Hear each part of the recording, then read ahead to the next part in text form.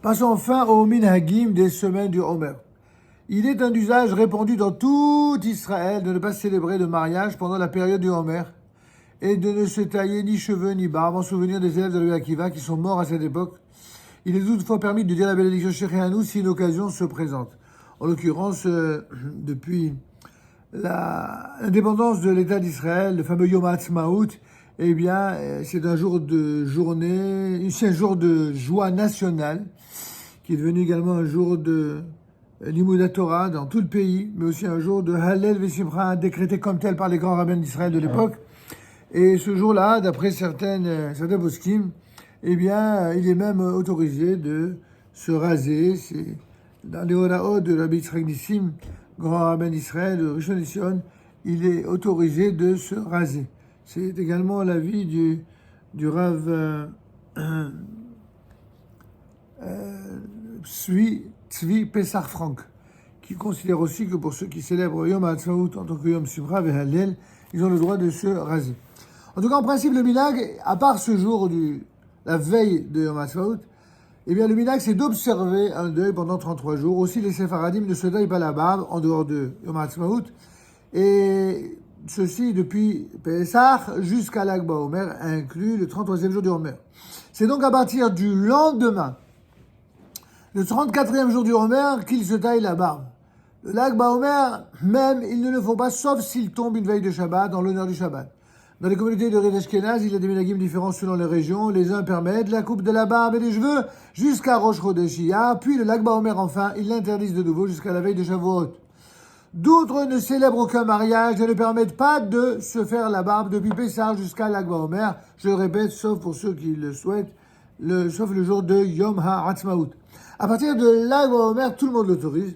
Et ceci, dans un cas comme dans l'autre, il y a donc au maximum 33 jours d'interdiction. À Lag BaOmer même, les mariages sont autorisés, sauf chez certains Sfaradim. On considère donc ce jour comme une demi-fête. En y manifestant un peu de joie, on dit pas Tachanounim, ni le jour même, ni la veille de Mincha. Les écoles en Israël ont l'habitude d'organiser des sorties ce jour-là. Il existe un usage assez répandu de ne faire aucun travail pendant cette période de Homer, depuis le coucher du soleil jusqu'à la Sefirat HaOmer. Ceci en souvenir des élèves de Rabbi Akiva qui moururent par milliers en cette période et dont l'enterrement eut lieu après le coucher du soleil à la tombée de la nuit. Cet usage est mentionné par le Touronon du Rav Haï Gaon. Si les mariages sont interdits pendant cette période, les fiançailles, par contre, sont, quant à eux, permises. Quant à elles. Il est donc permis de les célébrer par une séouda de mitzvah. On évitera toutefois les danses et les manifestations de joie bruyantes ou musicales. Lorsqu'on écrit une lettre familiale pendant cette période du Homer, on a l'habitude d'ajouter, après la date de l'envoi, le telième jour du Homer, afin de rappeler l'importance de la mitzvah à son correspondant.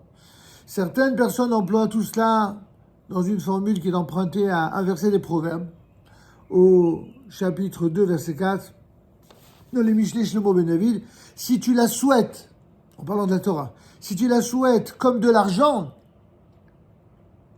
alors si tu la recherches comme des trésors, en hébreu c'est matmonim, eh bien ce dernier mot, matmonim, peut s'interpréter comme matmonim. On compte 89. Mat, même tête, c'est 49. 49, je dis 89. On compte 49. Mat, monim. Monim, mat, même tête. Ainsi, on indique à la suite de la date d'envoi, temps et temps de jour, les matmonim. D'autres, rappelant le souvenir de tant d'innocents qui ont péri pendant cette période funeste par la férocité de nos ennemis, mettent en exergue, après la date d'envoi, le souhait que grâce au mérite que nous vaut cette mitzvah, le gardien d'Israël nous préservera dorénavant des épreuves douloureuses. Amen. Ken Yehi Ratzon.